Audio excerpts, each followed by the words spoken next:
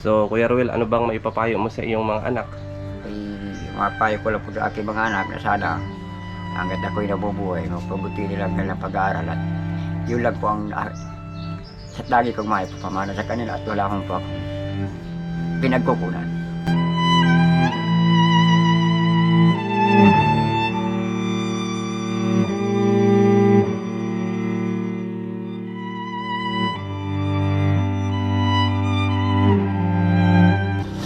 Pag-aaral nila, pagsikapan nila, hanggat ako yun, Opo. kaya ko ba? Sobrang kawawa itong pamilya, mga kababayan. Ano? Yan si Kuya Ruel, naiyak na. So, Kuya Ruel, ganun pa man, magbibigay pa ako sa inyo ng and good morning po sa ating lahat, mga kababayan, at welcome back po sa channel natin. Ayan, ngayong araw nandito po tayo sa barangay Santa Elena, no, Kuya? Ayan, at may nilapit po sa atin si Kuya Tony, yung kapatid ni Titay, no, na isang pamilya din na kailangan din ng tulong. May anak po sila na pitong ang kanilang anak. Ayan, dalawa po dito ay college. Ayan, ito po yung si Kuya Tony. Ayan, at ito po yung bahay nila Kuya Ruel, ano. Ayan. So tara, pasok tayo. Kuya Ruel, papasok po. Sige po. Ayan. Ayan.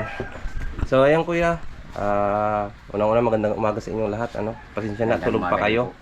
No, talagang inumagahan ko para kasi madami pa akong lalakarin din ngayon, pupuntahan, mga beneficiary ko din.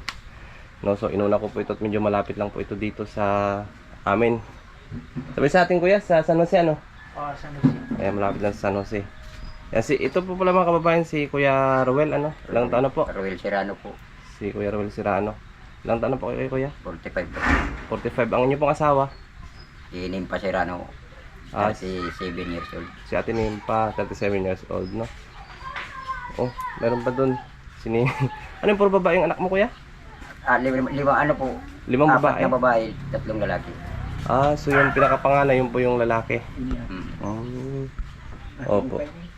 Hindi po. Ito po si Nini. Ay, grabe. Ang gaganda ng anak ni Kuya. Ano? Pang-5 po yan. Pang-5. Ay, pang-6 po. Ang gaganda ng anak ni Kuya Raul, ano? Ni Kuya Ruel, sorry. At yun si, ano? Grabe, Kuya. 7 ang inyong anak. Hindi po kayo mahilig magawa ng anak. Hindi daw po. Nagkataon na gayo na eh. So, Kuya Ruel, kamusta naman ang inyong buhay? Ay, ayos naman po. Kaya lang talagang Oo. hirap din po talaga ngayon sa Sige lang. financial. Opo. Ano? Trabaho. Ano pong inyong kinabubuhay dito sa inyong barangay? Ay, yun po. Pagtatrabaho po, pagpaparapasada. Pag di po lang pasada, wala pa po kayo pagtrabaho rito. Para pasada. So ibig sabihin kayo po ay ano po yan, may extra po kayo o ano? Extra lang sir. Saan, sa tricycle? Tricycle po. Tricycle, minsan jeep. Minsan po, di pagka may napa-extra sa akin. Opo. Extra po. So magkano naman po ang kinikita niyan, Kuya? Hindi mahirap po. Minsan po, nakapuran lang po ako Sa isang araw. sa isang araw. So paano nyo po yun mapagkasya sa inyong mga anak? Ay madami po kayong anak. 7. Hindi po na sa akin. Minsan po, nangungutang na lang sa kapitbahay. Minsan bigas pagka walang-wala. Nangungutang po kayo sa kapitbahay. Ay grabe, ano. Sobrang hirap po ng Kaya pa po, walang magagawa. Opo. Ay saan po pala si Nanay Nimpa? Si Ay, Ate nag-alis nga po at yung pong mata po niya namamaga. Kailangan po mapasikapan sa doktor. Kaya po, nagpunta po muna ng probinsyan. namamaga yung kanyang mata. Namamaga po. Mga ilang araw na po yung namaga yung mata ko. Magkaano na po, magpigit na pong 2 linggo.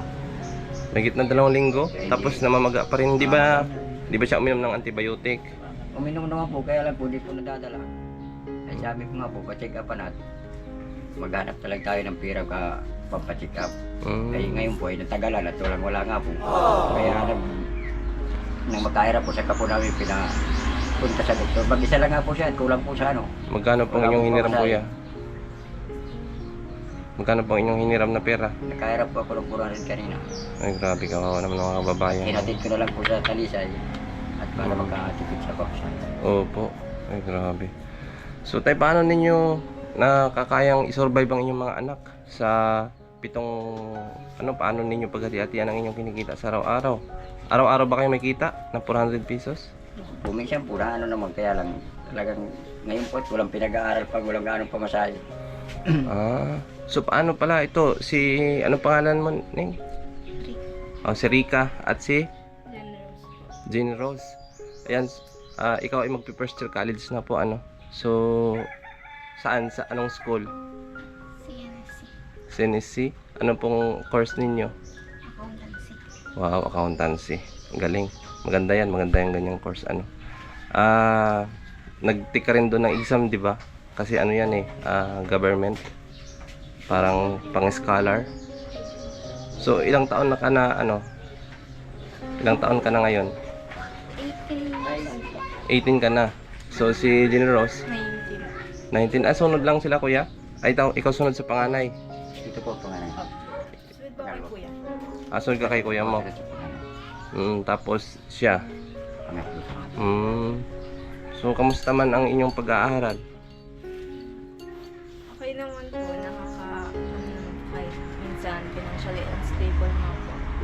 Oo. Okay. At lalong-lalo ngayon ay nakapag-first year college ka na, ano? So, ano ang bilang nakapag-first year college ka na? Anong experience mo sa mga, minsan ba, pumapasok ka ba na walang baon? Minsan, Hindi naman po kasi po, bili din naman po ng bao para makapunta po dun. Like, pamasahe po and pagkain.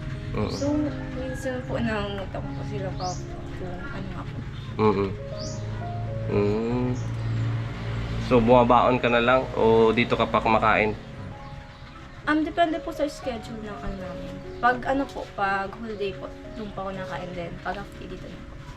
Ano pa lang ang course mo? I'm, BS Ed English po. Wow, major in English. Yes po. Elementary, high school? Secondary education. Secondary education. Wow, galing. Kasi pag secondary education, kung hindi ka man doon makuha doon sa secondary na ina-apply mo, pwede ka mag-apply pang elementary, no? Yes po. Kasi kung elementary naman, hindi ka pwede doon sa pang secondary. Magandang napili mo, Jen Rose. So, kamusta naman ang iyong pag-aaral? Kamusta ang iyong grades? Di ba may mga mini-maintain dyan na grades? Gaya niyan ng pag-scholar ka. Okay lang naman po yung grades ko. So far, wala pa namang dos. Kaya okay lang.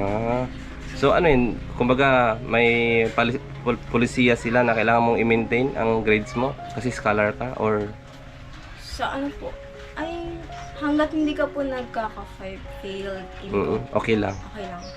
So may binabayaran bang tuition dyan? Libre po yung tuition, just pamasahe lang po and the expenses.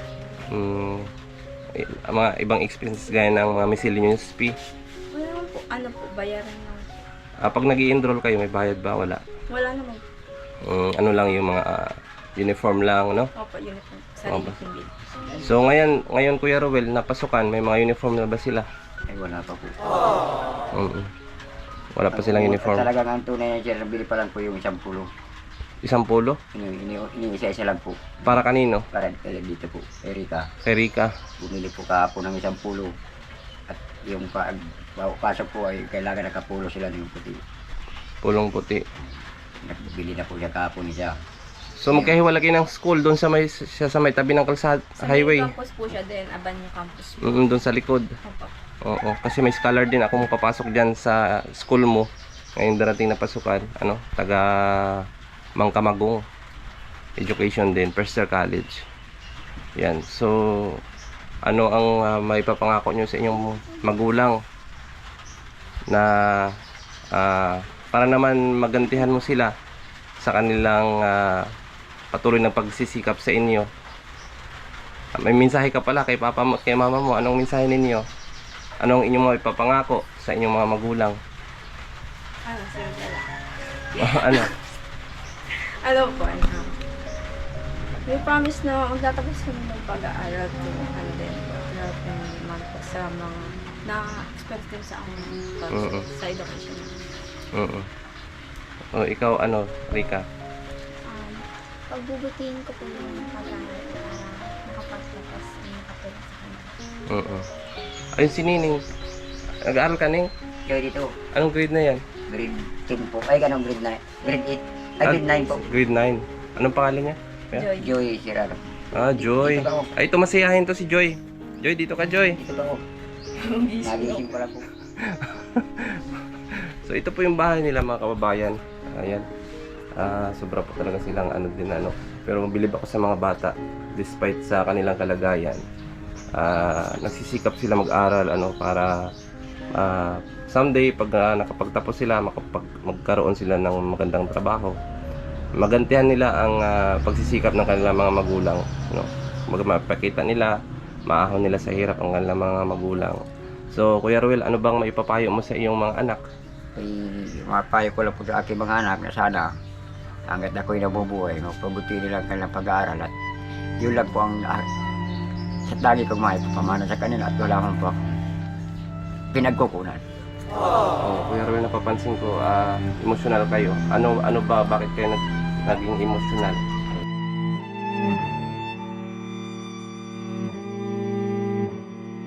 Papangako maipamana sa kanila ito yun lang po mag-aaral nila ang pagsikapan nila hanggat ako yun Opo. kaya ko ba. Opo. Sobrang kawawa itong pamilya, mga kababayan. Ano? Yan si Kuya Ruel, naiyak na. So, Kuya Ruel, ganun pa man, magbibigay pa ako sa inyo ng kaunting tulong. Pero po, ito ay galing po ito sa ating mga mahal na sponsor. Ano? Sana po ay makatulong po ito sa inyong pamilya, sa mga bata, sa kanilang pag-aaral.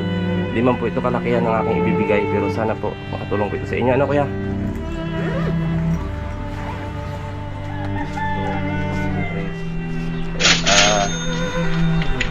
So, ayun mga kababayan, nag-abot po tayo ng 4,000 kay Kuya Ruel, no?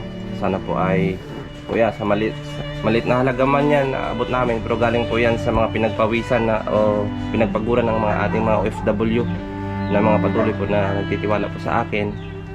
Ako po ay ano lang, parang daan lang, parang tulay, no, para ipaabot ang kanilang mga tulong sa inyo. Kasi hindi po sila makakatulong dahil sa ibang bansa sila. So, ayan, Kuya Ruel, ano po ang mensahe mo sa mga sa sponsors natin na mga nagbigay sa inyo ng tulong ngayon? Ayan po pala, galing po yan kay Tita Weng, no? Tita Weng ng Canada. Isa po yung sponsors ko na may beneficiary din siya na nag-aaral, ano? At malay mo, matulungan itong mga anak mo na mapaaral, mabigyan ng allowance monthly. Kasi yun talaga ang goal niya, na makapagbigay ng tulong sa mga estudyante, lalong-lalo pa po yung walang-wala talaga. So ano po ang inyong mensahe, Kuya Ruel?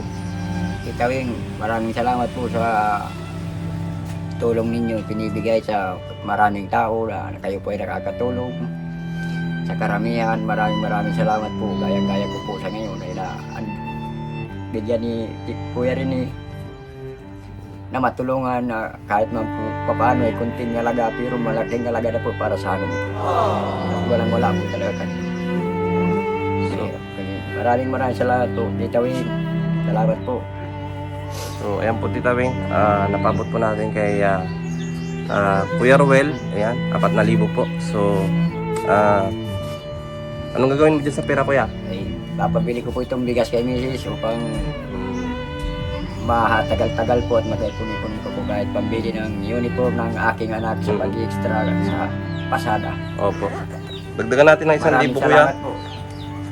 Oh, dagdagan natin ng 1,000 para may pambili kayo ng ano yan, yung uniform ng mga bata, ano? Bigas po bibili. Opo, unang-una yung bigas. Hindi Bigas. ako bumili ng bigas kasi Magibat. wala kami nadaanan magbigasan dito. Magibat. Kaya po, Opo. talaga pong totoo yan. Sa 1 kilo po ang bili namin sa araw-araw. Wala po yung bigas dito sa loob ng bahay. Ito po bibili ko po ito kahit isang sako yung isa at yung iba ay sa uniform na po nila yung At yung hiniram na pera, bayaran ninyo. Ano yung po mamaya po babayaran ko po yung nairam ng misis kong 400 at yung pinamasahe at bibiling gamot sa resita ng doktor. Pamasahe ng mga bata. Saka pamasahe po ito ng mga bata. At anong masasabi mo naman kay Kuya Tony na nagturo sa iyo na bigyan ka ng tulong? Kaya Tony, maraming salamat po at naabot mo kami rito. Na talaga kahit kapnan dito na po kami sa malayo ay nahanap niyo po ang kami po na para matulungan po ninyo. Kaya Tony, salamat po. So, yan po si Kuya Tony, mga kababayan. Siya po ang nag-endorse sa atin yan para mabigyan ng tulong sila, Kuya Ruel. Dahil Opo, sige po. Kayo Neng, anong gusto niyo sabihin? Baka may gusto kayong sabihin kay Tita Wing. Si Tita Wing, yan pang sponsors natin na mga nagpapaaral, no? So malay mo, mabigyan kayo ng allowance monthly o magawa niya kayong beneficiary o scholar. So ano pong inyong panawagan, dalawa, lalo at college kayo? Tita Wing. Anong kahilingan nyo? Ayan, kay Tita Wing, malay mo. So, hello po, Tita Wing. We are grateful po sa we're grateful po sa na naibigay niyo, sa tulong na naibigay niyo sa family namin. So, we are hoping po na marami pa po kayong matulungan. And maybe we can thank you na lang po. Ikaw, Rika, ano masasabi mo? Salamat po sa binigay niyong tulong. Magagamit po namin ito sa aming pag-aaral. Ikaw, Be, anong gusto mo sabihin? Gusto mong humingi ng manika? Laruan? Cute nito. Oo. Mas maganda ka pa sa mga ate mo. Ikaw, Be, anong gusto mo sabihin? Bawang gising? Uy, bakit ano ito, kuya? Kakaiba itong anak mo. May tato na. Ano yung tato yan o ano? Mag-aral muna ng mabuti, ano? Yeah, mag-aral kayo ng mabuti para Di pa din po titigan mo sa bitay. Ay, with honor. with honor ka. Matatalino pala itong mga anak mo, Kuya Roel. Lahat po yan, ma'am. Sir. Basta ang payo ko sa inyong mga magtapos kayo ng pag-aaral, lalo pat babae kayo, no? Kuya Roel, normal lang ang pagbo-boyfriend, sa mga ganitong edad, hindi po yan maiwasan. Dumaan tayo sa mga ganyan. Pero ang ipapayo ko bilang magulang, no? Mag-aaral muna, unahan yung pag-aaral at limitahan ng sarili, bigyan ng boundary. Kung kayo man ay may mga boyfriend o someone special, unahin ang pag-aaral at pagtapos po kayo. Kasi ngayon, gaya nga sabi ni Papa ninyo, wala akong ibang ipapamana sa inyo kundi ang edukasyon. Kasi kapag nakapagtapos kayo, hindi yan mananakaw kahit sino man ang inyong kaalaman, ang inyong karunungan sa pag-aaral, ang inyong natutunan sa school, no? At syempre, pag nakapagtapos kayo, makakuha kayo ng magandang trabaho, matutulungan nyo rin yung mga magulang na maiyahan sa hirap. Isa na dyan siguro yung kapagawa nyo ng bahay na maayos, may matulungan kayo maayos. Hindi man kagaya nito, no? At least mapaganda ninyo. Ano, Kuya Roel? Opo. Dapat maayos ang bahay namin. So, anong mensahe nyo kay Papa nyo at kay Mama nyo na patuloy na ginagapang kayo sa hirap? Anong gusto nyo sabihin sa kanila?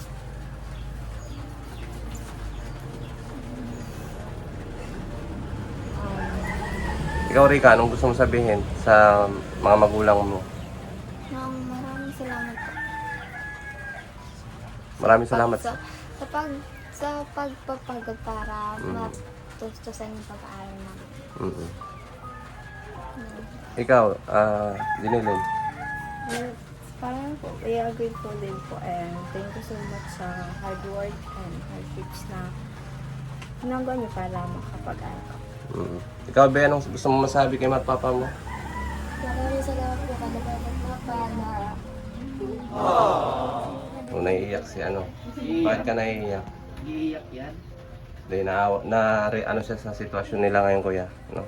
Iiyak yan. Siyempre, dala sa kahirapan, Buhay. Ganun talaga ang buhay, Be. Lumaban lang kayo. Kaya nga, nag-aaral kayo, no? Magsikap kayo. Para makapagtapos. Lalo na ikaw, with honors. Talino. Lahat sila. Ayun, naniniwala naman ako, Kuya Roel, kasi ang CNC kasi ay matatalino lang nag-aaral dyan, no? May exam yan dyan, no? Pagka medyo mahina ang yung dyan ay hindi ko papasa. Opo. Ayan. So, speechless po si emotional. Ayan. So, Kuya Roel, ayan, siguro pagbalik ko sa akong na makausap ang iyong asawa si Ate Nimpa, no? Punta po sa pagamutan. Opo, pumunta po sa pagamutan, mga kababayan. Kasi namamaga daw po yung isang mata. Dalawa po. Dalawang mata? Namumula. Namumula. So, baka allergy. No? So, malalaman niyo po yan pag uwi niya. Uwi po mamaya. Opo. So, paano kayo nagkakasya dito, kuya? 7 kayo? Opo. May kwarto pa po doon. Doon yung dalawa pong lalaki doon sa kabila. Dito po yung tatlong babae. Dito po kaming Diyos ko. apat ng dalawang maliit saka yung galawa. Grabe din ang yung ano. Grabe ang kanilang ano kuya. So ito pala ang kanilang ano Ayan mga academic awards. Ayan, ang dami oh. Ayan, ito kay Rika. Ito kay Henry. Matalino din si Henry. Anong year kaya? Senior right. Senior high. O dami nilang medal mga kababayan. Parang sila Rachel din, matalino din yung anak ni Tata Rizal. Ang dami medal Ito. Tinarap po namin sa sila, kinakaralawan po iba. Kinakalawang. Dami po nila dito. At saka dito, itong kwarto yung una. Opo, yan po yung pangalawa. Ito yung pangalawa dito. Kaya ang kusina. Ito dito, kusina kuya. Kaya po na sir. Butas-butas po dyan, sir, butas-basa. So ano ito? Kwarto din ito? Ano po, sir, CR. So ito po ang kanilang kusina mga kababayan. So, Nandun po ang lutuan namin sa kabila. kawawa din to si Dito sir, sa lutuan namin. Saan? Dyan po sa labasan. Ayan, dito po sila natutulog mga kababayan. Yan yung maipahulog sa mata. So, ayan Kuya Ruel, ako po'y pansamantalang magpapaalam muna, no? So, Salamat po, pwede niyo. tuloy lang po ang laban ng buhay. Huwag kayong sumuko. Opo. At hanggat kaya ninyong igapang sa hirap ang inyong pamilya, ayan, patuloy lang. Basta marangal lang ang ating ginagawa. Huwag po tayong pumasok din sa mga masasama, ano? Kasi walang successful sa buhay yung mga ganyan. Kahit mahirap man tayo, at least lumalaban tayo sa hirap. Kumakain yung pamilya natin ng maayos. Kaya nang galing sa pag. Opo, sa galing sa pawis at dugo natin, no? Masaya na po tayo dyan. Kaya na po tayo. Yan, Kuya Ruel, ano? So, ayan. Ito kuya, may sticker ako dito. Panoorin niyo po ito sa YouTube channel ko. Pahawak na kuya. Research mo. Yeah. Research mo. Provinciano 2.0. Sa YouTube. Mapapanood niyo po yun sa YouTube.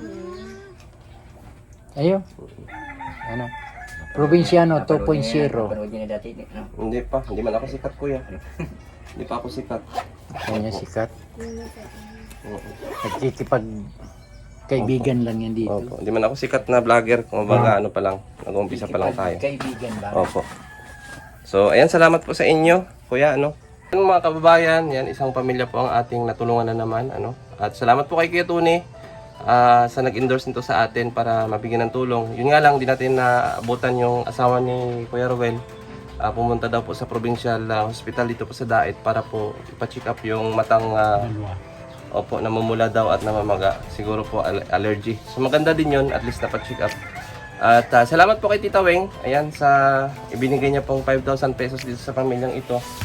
Malaking tulong po sa kanila yung Tita Weng. At mag-ingat po kayo palagi. Sa lahat po ng sponsors na nagtitiwala sa atin, sa Trusa Family, ayan, Team Roselio USA, maraming salamat po sa inyo sa patuloy niyo pong pagsuporta rin po sa akin. Kay Tita Ispi, kay Tita Heidi, Tita Carmen, Tita Minda, Tita Peng, no? Tita Libby, Tita Ditas, kay Ate Don, kay Ate Ana Hanley.